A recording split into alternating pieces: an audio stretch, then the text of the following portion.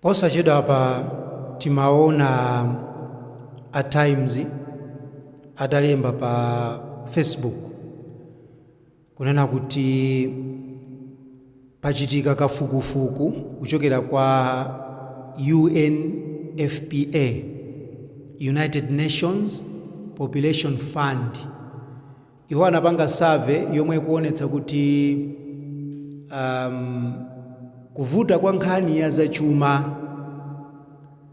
kwapangitsa kuti kukwatira kukhale kovuta kwambiri pakati pa achinyamata, komanso kukhala kholo, kubereka ana.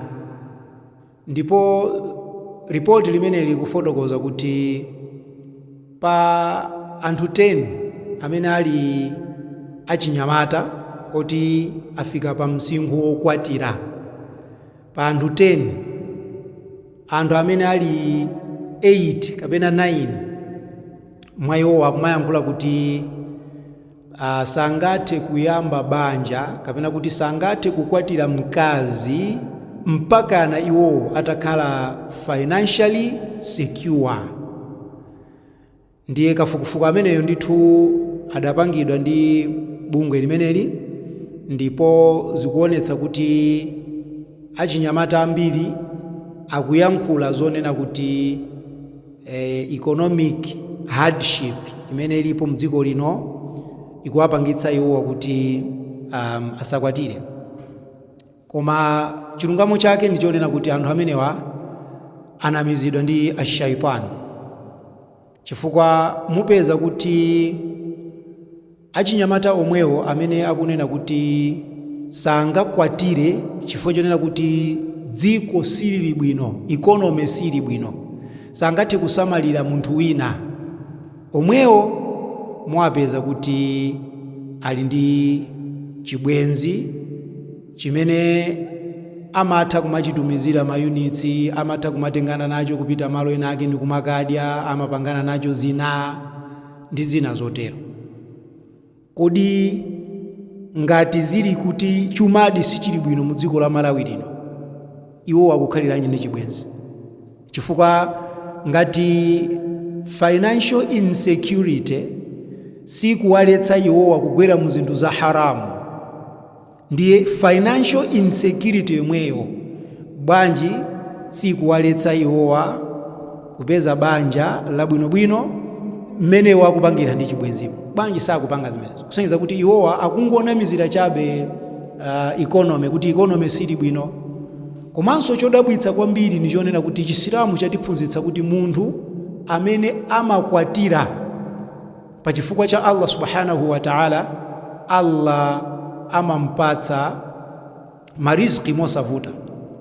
Taona ni mtumiki wa Allah alayhi salatu wassalam akuyankhula kunena kuti thalathatun haqqun ala Allahi aunuhum, anthu atatu awa amalandira chithandizo mosavuta kuchokera kwa Allah subhanahu wa ta'ala. Almujahidu fi sabilillah, yemwe akulimbikira munjira ya Allah subhanahu wa ta'ala, kumenya nkhondo munjira ya Allah ndipo akupanga zinthu pa chifukwa cha Allah rabbul izzati wal jalal. Walmukatabu alladhi yuridu al-adaa, ndi kapolo amene wagwirizana ndi bwana wake kuti adzakhala mfulu ikatha nthawi yochuluka motere, ndipo akugwira ntchito kuti agule ufulu wake. Yani wagwirizana ndi bwana wake kuti akapanga chakuti ndi kuti adzamasulidwa mu kapolo. Wanakihu alladhi yuridu al-afaf, ndi mwamuna amene wakwatira ndi cholinga chofuna kudzisunga. Mtumiki wa Allah alayhi salatu wasalam kunena kuti munthu ameneyu adzalandira thandizo kuchokera kwa Allah rabbul izzati wal jalal.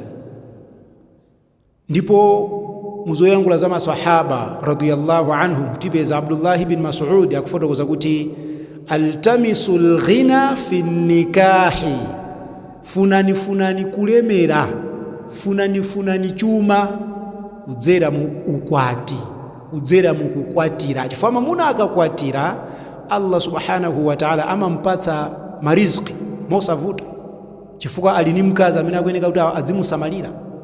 In fact mariziki ayeyo mwamuna ndi ankazi onse amachokera kwa Allah subhanahu wa ta'ala. Mene mwadziberekamo ana, muone anthu amene lero lino ali ndi katundu, mupeza kuti mu nthawi imene sadali pa banja katundu amene ali naye lero analibe. Allah subhanahu wa ta'ala huwa ar-Razzaq.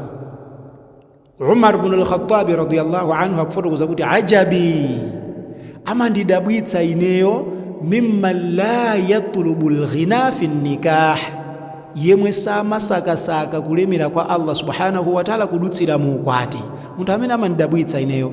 Waqad qala Allahu ta'ala, chikhalire Allah wayankhula mu Qur'ani, in yakunu fuqaraa, ngati iwo wa ali osauka, yughnihimullahu min fadlihi, adzawalemeretsa Allah kuchokera mu chuma chake.